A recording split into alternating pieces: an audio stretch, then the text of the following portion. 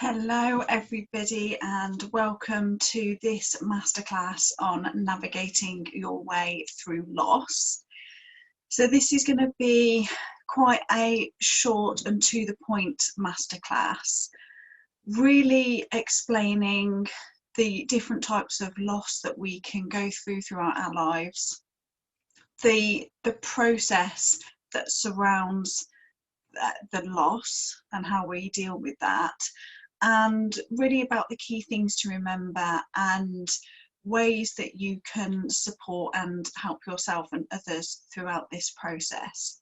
So I am just going to quickly now share my screen so that you can see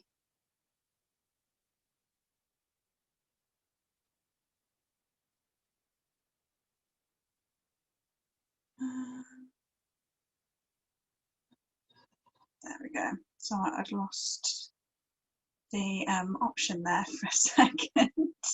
So let's now move on to navigating your way through loss. Here we go, perfect. So let's just click through.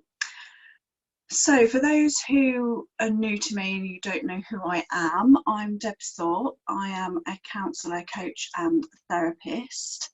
I've been in the wellbeing industry for about 17 years now, and I've spent much of that time specifically working with loss and trauma. So I've worked extensively with organisations like the NSPCC and Relate and lots of other counselling organisations where loss and trauma have been a big part of the work. So in today's masterclass, we'll cover what loss is, the rules surrounding that, the loss cycle, and what it means for you. So let's dive in. So loss comes in many forms, okay?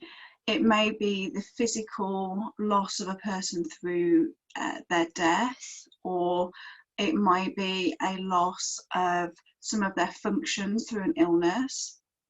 It might be the loss of a relationship, might be the loss of a job or a career, might be the loss of a pet or an animal, and it can even be the loss of dreams.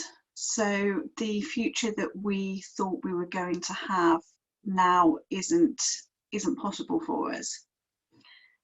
Might be the loss of love in some form in our lives, or actually the loss of missed opportunities. So quite often we can feel this grieving process when we look back over our lives and we can see missed opportunities for maybe doing something that we wanted to do. So to the rules, the simple matter is there aren't any. I'm going to guide you through a process now that will help you to understand and navigate your way through loss, but it's certainly not a done and dusted, clear-cut route. And as far as the loss process goes, we all experience it in our own unique way. We all experience emotions in our own unique way. So there really aren't any hard and fast rules about dealing with loss or what's to be expected. Just to also tell you that this process applies regardless of whether the loss was expected or not. It really doesn't matter whether it's a total shock and it's come out of the blue, or it's something that maybe has been on the cards for a while. This loss process applies, okay? And for as much as there aren't any rules about this at the moment, this process really helps you to understand the different stages of loss and grief and where you might be in, which stage you might be in relation to the loss, and what stages other people around you might be in as well. So here we have the loss cycle, which was developed by two psychologists called Kubler and Ross. And this really, as you can see along the bottom, is what happens as you kind of move through the time after the loss has happened. There is no set time frame. There is no, I can't now give you a table that says, well, if your loss has been this, then you'll be over it in this amount of time. It just doesn't work like that. We all get impacted on different levels by loss, and the time that it takes to go through this process really varies for each person. So if we start at the beginning there, one of the first things that happen when there's a loss is that we go into denial. Okay, so this is where we are in shock, we're in disbelief, we are generally avoiding the fact that the loss has happened, we might be fearful. It really is that place of going, I can't believe this has happened. I can't believe this is happening. Okay.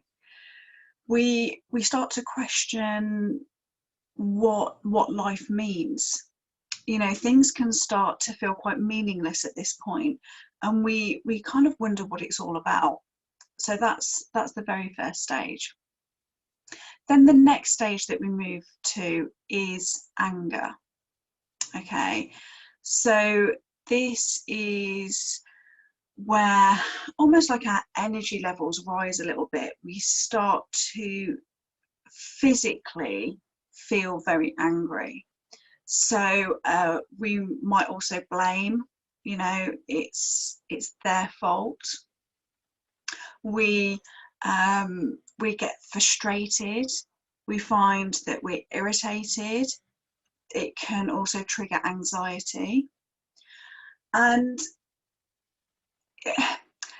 the anger in this stage can be quite difficult to deal with, because we quite often feel angry at the person or the situation or the relationship or whatever that loss might be, even though rationally we know that they're not to be blamed. Okay. However, we quite often feel resentment towards them for, you know, having left us in this situation or leaving us to deal with all of this stuff. And then actually we might then go into guilt because we feel guilty for being angry, and then that just leads to more anger and frustration. So this stage, more than most of the others, we can get quite stuck in. This can become a bit of a repetitive cycle on its own. And I'm sure you will have come into contact with people, and I certainly have worked with lots of clients, where they have held this anger towards a person for many, many, many years. And the result of holding on to this and not moving beyond this stage is that it, because of how active anger is in our body, it starts breaking down our immune system, and it starts having very physical repercussions for us internally. So anger is part of the process. I don't want you to be afraid of it. It's definitely something that's important to go through. Just don't stay stuck in it. Okay. So then the next stage that we can go to, there's a few different versions of this loss cycle. Sometimes the next stage is bargaining, sometimes it's depression. I really feel like bargaining probably can go on both sides of depression. But if we look at depression, for those who bypass anger, they'll quite often go straight to depression. So anger that is unresolved or that we don't express turns inward, and that becomes depression. Okay.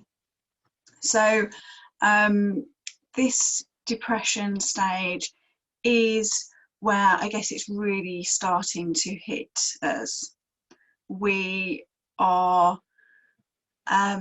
overwhelmed, we feel helpless, we might feel hostile towards those around us, we become withdrawn, we almost just feel in a place of continual sadness.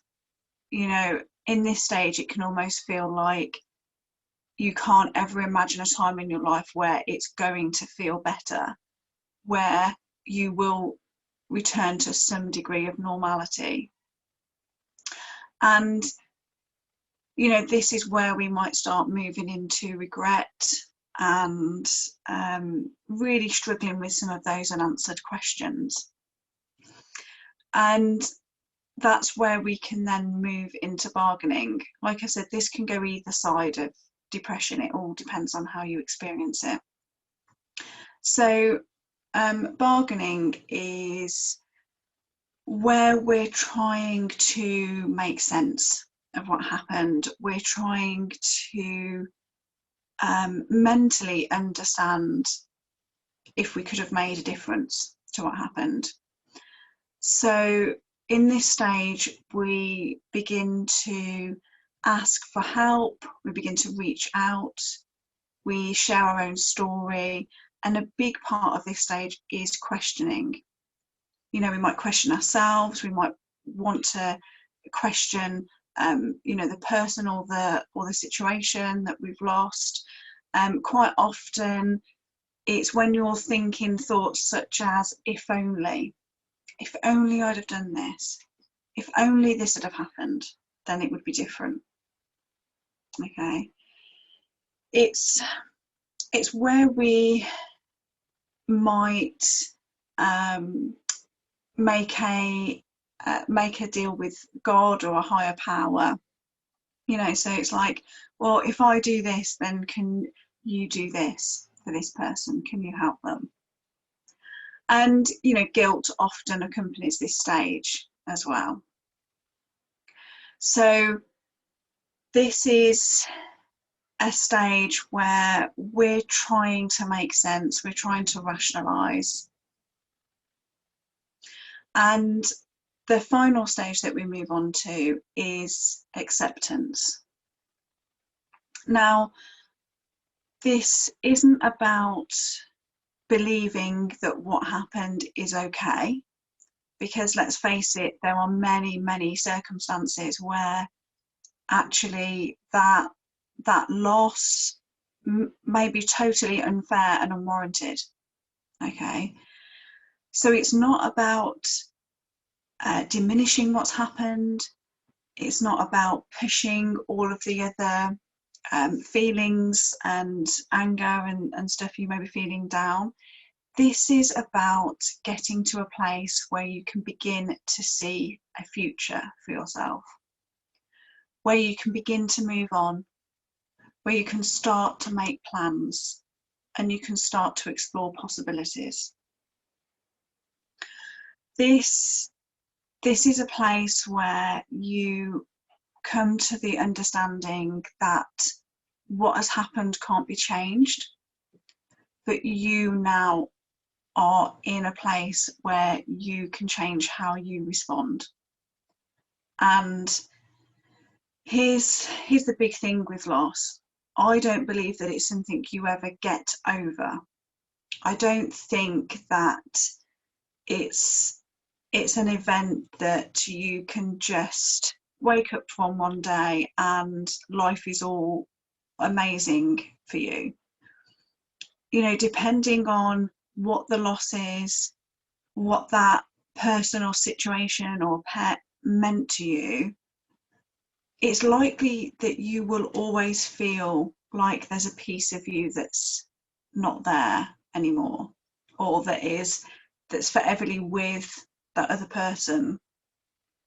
So this isn't about diminishing, it's not about carrying on as though that's all okay. This is really about accepting that what has happened, learn the lessons that you can from that, particularly if it's in relation to the losses of a relationship or a job. So take the lessons, learn from it, but move forward. Start seeing a life for yourself beyond the loss. Okay, so that's the loss cycle in theory. I would say this is what it looks like in reality. Okay, you are likely to go through this loss cycle in the space of 60 seconds some days.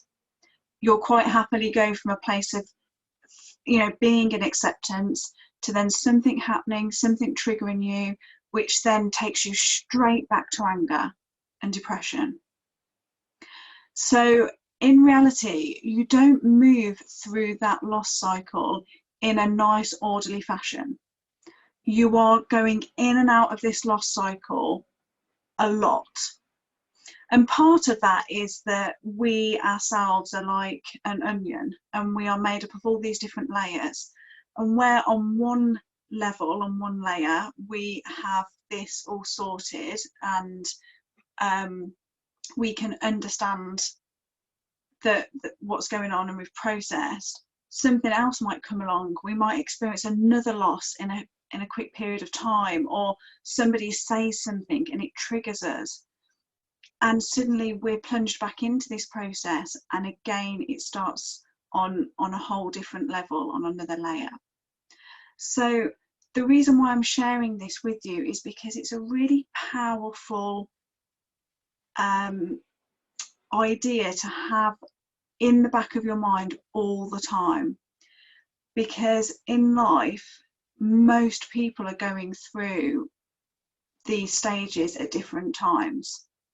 And it's really, really helpful, one, to understand it from your own point of view, to understand what you yourself might be going through.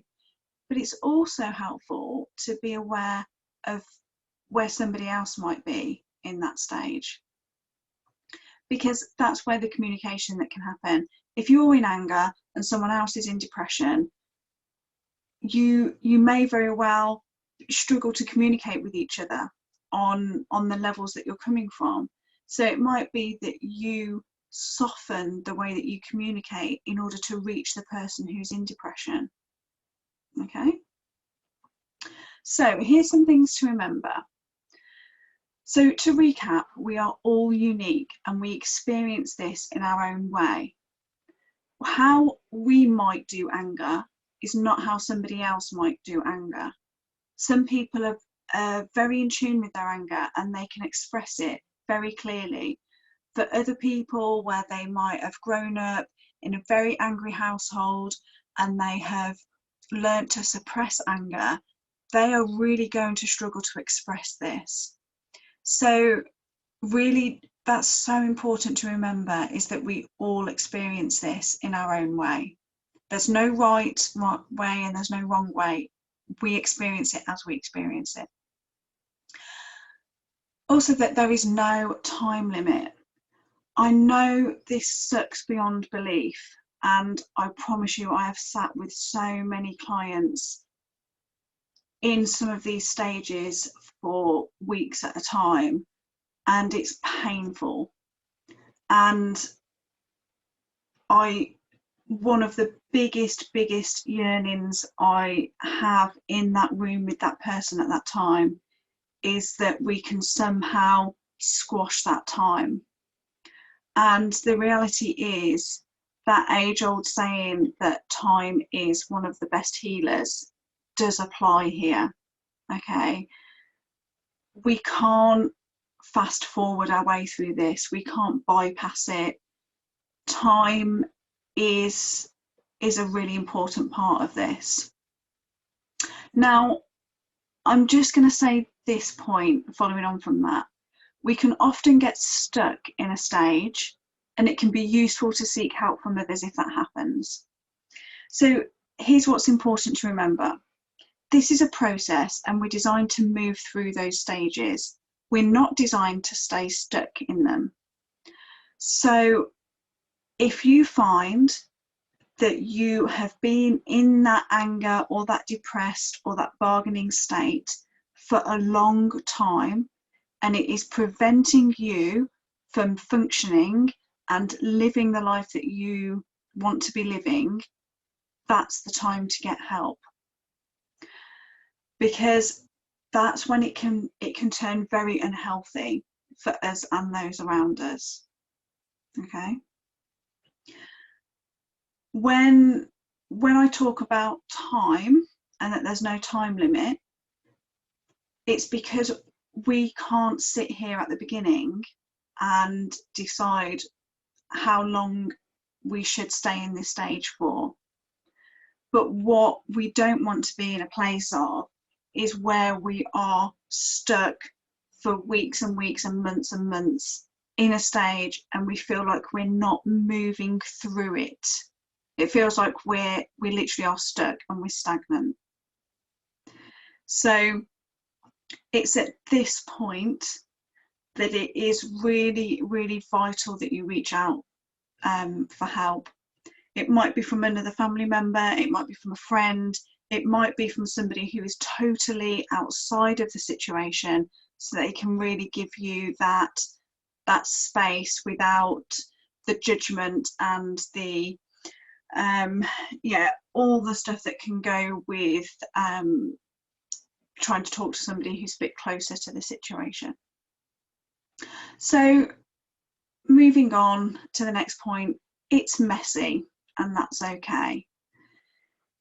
I feel like we can typically live a life where we believe we have to have it all together all the time. And it's certainly now, in the age of social media, there is this pressure, I think, for a lot of people to externally have this together, particularly if we've got to return to work quite quickly afterwards, or we've got a family and life continues. So I just really want you to hear that there are times when this is a messy process, and that's okay. There are times when you will feel like you'll never have this together, and that's okay. There are times when you will feel like you're never going to move beyond the stage that you're at, and that's okay. There are times when you're going to go through this cycle 20 times a day, and you're going to feel like an absolute emotional mess at the end of it, and you'll have cried and you don't understand why, and that's okay. If you feel like you're really struggling, then please reach out, because whilst this is a process, it doesn't need to be more painful and confusing than it needs to be. Okay. Quite often just speaking out, or just being in the presence of somebody who can hold all of that stuff when you don't think it's possible for anybody to do that, that is immensely healing in itself. So it's a time to drop the shoulds and honour yourself. I feel like as I've gone through life and I've experienced more and more clients who have gone through this process, I find myself getting more and more irritated by the shoulds, okay, about how things should be done, or the people who tell you that you should be feeling this way because of that. I have sat with clients, more than one client, in a counselling room where their mum or their dad have died, and they feel happy because they had nothing but a lifetime of abuse and neglect and really horrific relationships. And do you know what? That's okay. So this is about honouring yourself. It's about being real with yourself. And maybe that's part of what can be difficult about dealing with loss, is because it can strip away all of that layers of protection we've had in place over the years, and it cuts right through to the heart of what's going on. you know, however you're feeling, that's how you're feeling. That's valid. And it's important that you give yourself the space and the permission to explore that and for that to be. Because the more you try and deny it, the longer this is all going to go on for. And quite frankly, denying emotions and feelings is what causes a lot of chronic conditions in the body. So this is a time to be real with yourself and doing what you need to do in order to move through this process. And really, it's coming back to what I mentioned at the beginning of practicing non-judgment and compassion. Please don't place judgment on those around you, and don't judge yourself. Let's come from a place of compassion and understanding and curiosity. I think because I've worked with so many clients with regards to loss over the years, I no longer jump to a conclusion about how I expect somebody to feel when they tell me about the loss of a loved one or a job or their family pet. I get curious and I allow them the space to explain how they feel in relation to it. Because honestly, I don't know what everyone's relationships with everyone has been.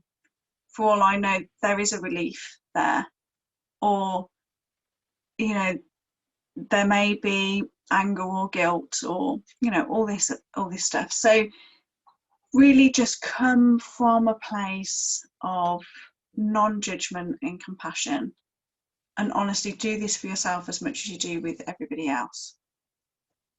So what this all means for you in practice. So bring awareness to your emotions. They are your guide, but they also aren't the sum total of who you are. Okay? It really is important, and I've done a separate masterclass about emotions, that you use your emotions as a guide to get curious to what that's about. What is that trying to tell you? When you're feeling angry, when you're feeling depressed, you are not your anger and you are not depressed. You exist as a person, a whole, complete person, regardless of the emotions you are currently experiencing. Your emotions are a guidepost. They are pointing you to something that needs resolving, or the questions that you're asking yourself, or the thoughts that you're feeding yourself. They are not the sum total of who you are. Really super important that you remember that, because that one key principle can stop you from going deep down into the depths of depression, because you can understand that whilst you may be feeling this way for now, it's not the sum total of who you are, and you will move past it. Coming back to that point that love and compassion are the key, really this is a time when you're experiencing loss to really ramp up your self-love practices, your self-care and compassion. This is a time when you do those things that you need to do to help yourself. Okay, coming back to that principle again of this too shall pass. So time cannot be bypassed, but there is a huge relief, I think, in the acknowledgement that this will be temporary. This too shall pass. You will get through this. So recognizing where you are and others are in this cycle can help with communication. So like I touched on earlier, it's really difficult to connect with each other if you're in different stages. And it also helps that, say for example, you might have moved on to bargaining and you have somebody who's in anger. It's really helpful to understand and just acknowledge that actually they are just in anger stage at the moment. They might be lashing out, but it's not personal. It's not specifically directed to you. It just is the stage that they're at. So allow them the space to express that. This is where you need to have that with each other. They can acknowledge that they are in that stage, but you're not, and you can just, it really helps with communicating with each other. So get creative with expression. So if you find that you are, for example, in the anger stage and you don't do anger, shall we say, typically in life, you don't quite know what to do with it, then honestly, get creative with it. You know, punch a pillow a few times. Trying to think of the things that I've done for myself and with clients. Play-Doh is a brilliant one. You know, really you can vent a lot of aggression into some Play-Doh. It might be that you put on some rock music and scream. You might go for a drive in the car and find some remote location and scream and just say it all out that way. So just really get creative with the expression of the emotions. And honestly, if you find, say for example, you're struggling to express the anger and there's somebody around you who is more in touch with their anger, then get curious and ask them, like, okay, how do you express this? How do you get this out? And just coming back to that final point, that acceptance doesn't diminish what happened, it's part of the process. And that's really important. I think a lot of people hold on to the other stages of the loss process because they fear that if they move to a place of acceptance, it means that the person or the relationship, it doesn't mean as much to them anymore, or they're somehow being dishonorable to their memory. It can really throw up a lot of things for us, and it's really important that acceptance is a key part of the process. It's really bringing all of those emotions, all of that learning together and integrating it into ourselves, so that that person, that memory, those dreams that might have been that aren't anymore, they're all still part of us, but we're choosing to move on and create a future with them as part of us rather than an external thing. So like I said when we were talking about the stages, help is here. If you feel stuck or would like a safe space to explore what is going on for you right now, then I am here for you. So being truly heard by somebody outside of the situation can literally feel like a breath of fresh air. There's many organisations out there that can provide lots of help. Within our own membership area, you will find lots of things to help you process emotions and really help you to see a future beyond where you are now. So please access the resources that are there for you totally free. If you feel like you need just that little bit of extra support, you want to speak to somebody one-on-one, then please know that I am here for you. It's such an incredible place to be, where you feel truly heard and you can safely express everything that needs to come out. You know, I have been there so many times with clients where they are so scared to let anything out because they feel like it's a Jack-in-the-Box situation, no, a Pandora's box situation, sorry, where they'll open the lid and all of this stuff is going to come flying out and they won't be able to contain it and no one else can possibly contain it, and then they don't know how they're going to possibly put it all back in and be able to function again. And that's where having that external person is so valuable. You know, it's like, okay, let's open Pandora's box, and that's then where we can sift through and start making some sense of it. So I hope that has given you an insight into the loss cycle. and really how effective it is to have this as one of those things that you hold in the back of your mind as you go through life. Bye for now.